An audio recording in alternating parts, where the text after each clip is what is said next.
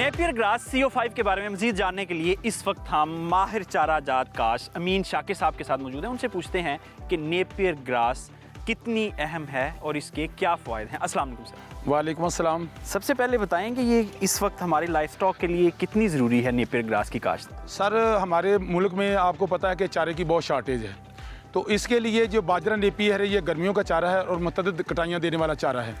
इस लिहाज से ये क्योंकि इसके ऊपर बीमारियां जो दूसरे चारे उनके ऊपर आ जाते हैं, इसका सबसे बड़ा फ़ायदा है कि ये 1 साल का लगाया हुआ तकरीबन समझते कि 40-50 साल तक आराम से चल जाता है, अगर इसको पानी ज़्यादा ना दिया जाए या मतलब ड्राई ना रखा जाए या जड़ी बूटियाँ ना हो। तो इस दूसरी सबसे बड़ी बात है इसके ऊपर कोई कीड़े मकोड़ों का हमला नहीं होता, जबकि मक्की के ऊपर कीड़े मकोड़ों का हमला हो जाता है बहारिया में भी, और जो सीजन में आजकल जिस तरह आर्मी वर्म का अटैक आ जाता है। तो इसकी तीसरी जो बात है, ये इसकी एकड़ जो पैदावार है वो बहुत ज़्यादा है। बहुत ज़्यादा से मराद 4-5 हज़ार मन फ़ी एकड़ से हम इसकी पैदावार ले सकते हैं। तो इसलिए मैं ये कहूँगा कि ये जब रेनी डे होते हैं, जब कोई चारा नहीं होता, तो उस वक्त भी ये चारा मौजूद होता है। ये हमारे पास रिज़र्व बैंक है। इसकी थोड़ी हिस्ट्री बताएं, ये पाकिस्तान में लेट क्यों आया? बात इस तरह है कि इसका ओरिजिन है अमेरिका। इसको हम पेनिसूटम परपोरियम कहते हैं। ये पहले मॉड ग्रास के डॉक्टर मॉट ने 13 साल तक इसमें बकरियाँ चराईं, यंग हीफर ग्रेजिंग की, और 1.1 kg डेली बेसिस पे इसका वेट गेन किया उन्होंने। तो उसमें थोड़ा सा मसला था कि उसके जो पत्ते थे उसके ऊपर कसार थे, काटने के लिए हार्वेस्ट के लिए मसला बनता था।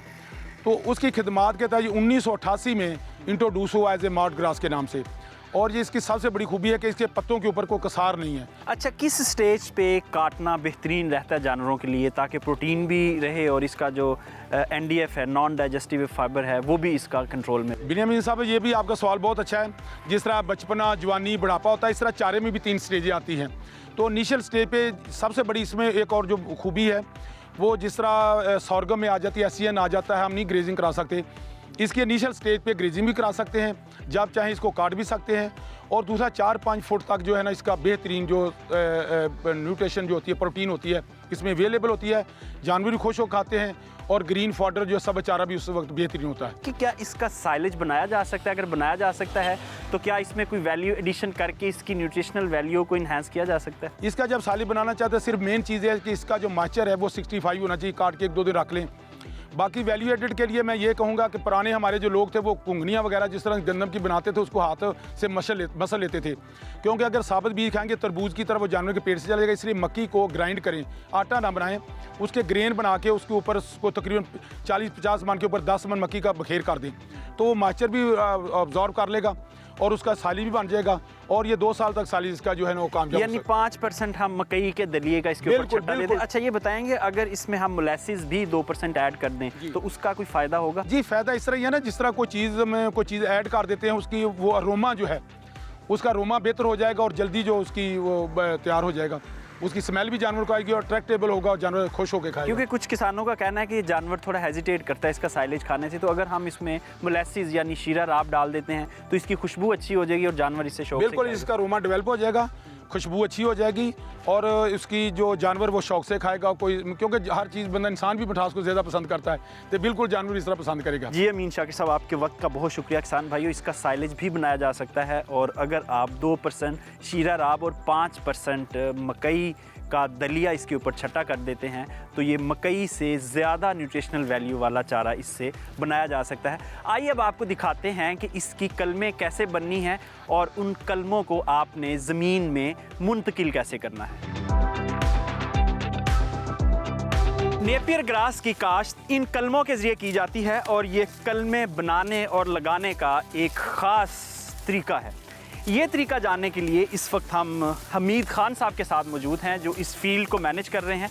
उनसे पूछते हैं कि किसानों को नेपियर ग्रास की कलमें लगाते वक्त और कलमें बनाते वक्त किन बातों का ख्याल रखना चाहिए। अस्सलाम वालेकुम। वालेकुम सलाम। सबसे पहले बताएं कि इसकी जो बीज की क्वालिटी है वो क्या होनी चाहिए नेपियर ग्रास की? बेसिकली बाजरा नेपियर की जो काश्त करने के लिए जो बीज होता है, सबसे पहले हमने ये देखना है कि जो फील्ड के अंदर जो नेपियर के लिए अच्छा जो बीज है हमने वो सेलेक्ट करना है कि फसल अच्छी होनी चाहिए। तो जो स्टैंडिंग क्रॉप की पोजीशन है वो हर बाजरा नेपियर जो हमने सेलेक्ट किया हुआ है उसका कद जो है वो 6 से 7 फुट से ज़्यादा होना चाहिए, और बीज फुल मैच्योर होना चाहिए। अब फुल मैच्योरिटी में इसलिए होना चाहिए ताकि उसके बड जो है ना वो कंप्लीट हो, जो जिसको हम आम ज़ुबान में आँख बोलते हैं, वो मुकम्मल तौर पर बन गई हो तो उसका जो है बीज जर्मिनेशन बड़ी अच्छी होती है और आगे उसकी जो शगुफ़े वो बड़े अच्छे निकलते हैं उसके। अच्छा, ये बताएं कि फ़ी एकड़ कितना बीज दरकार होता है नेपियर ग्रास का? अभी जो हमने प्रैक्टिकली यहाँ पे एक्सपीरियंस किया है 5 से 6 हज़ार जो है, जब हम 3 फुट या 2.5 फुट के हिसाब से बाजरा नेपियर काश्त करते हैं तो उसके लिए 5 से 6 हज़ार कलमें 1 एकड़ के लिए काफ़ी होती हैं। अच्छा, इसको 2.5 फीट पे लगाना चाहिए, 3 फीट पे लगाना चाहिए? बीज से बीज कितना फासला होना चाहिए और कतार से कतार कितना फासला होना चाहिए? और बेड्स पे लगनी चाहिए या प्लेन पे भी लगा सकते हैं?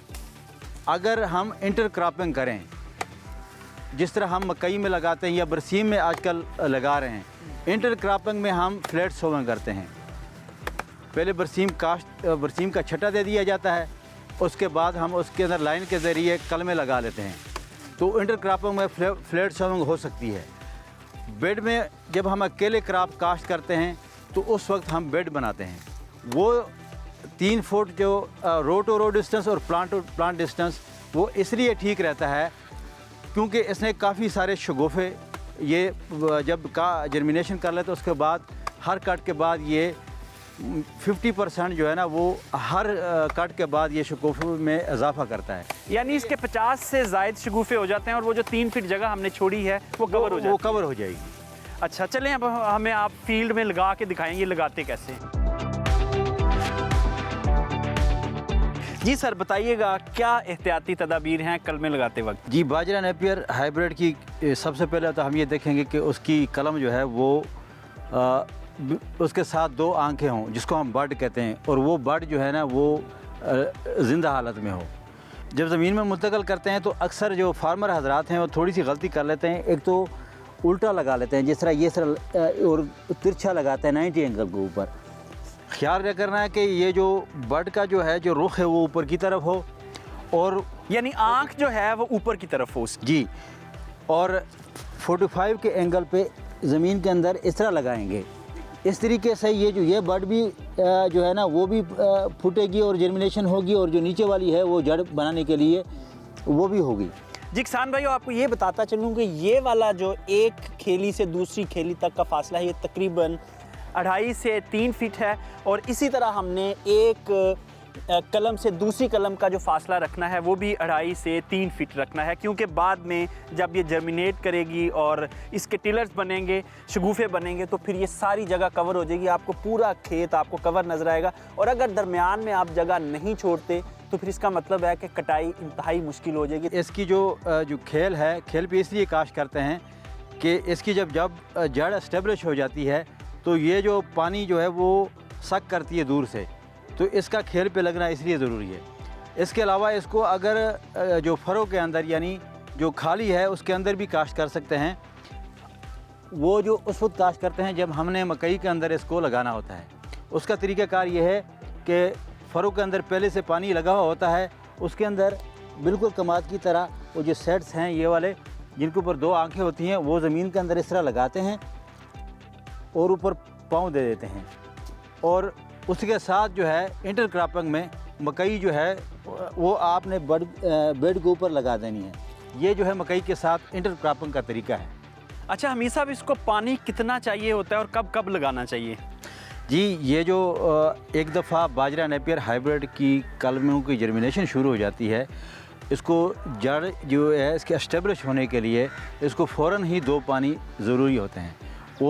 वो पानी चाहे आप 1 हफ़्ते के बाद लगा दें या 15 दिन के बाद, इसको 2 पानी बहुत जल्द लगाने ज़रूरी हैं। अच्छा, हर कटाई के बाद इसको यूरिया डालना चाहिए या नहीं? जी, वो हर कटाई से के बाद जब वो दूसरा लो शुरू हो जाता है, जब तकरीबन 4-4, 5-5 इंच के साथ तकरीबन वो शगुफ़े निकल आते हैं, आप उस वक्त ड्रम के ज़रिए या जिसको फर्टिगेशन कहते हैं, फर्टिलाइज़र विद इरिगेशनल वाटर, पानी के अंदर महलूल बनाकर आप उसको लगाएंगे तो उसका ज़्यादा असर होगा।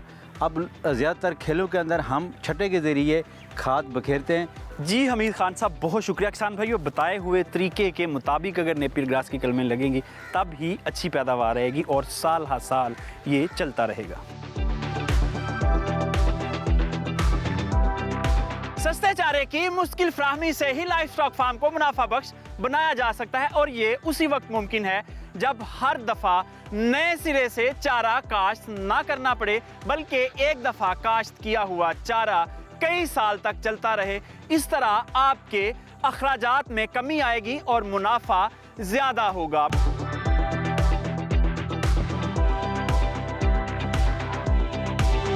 नेपियर ग्रास की काश्त कलमों के जरिए की जाती है और अच्छी बात यह है कि अब पंजाब भर में हुकूमत पंजाब की तरफ से ये कलमें किसानों को मुफ्त फ्राहम की जा रही हैं।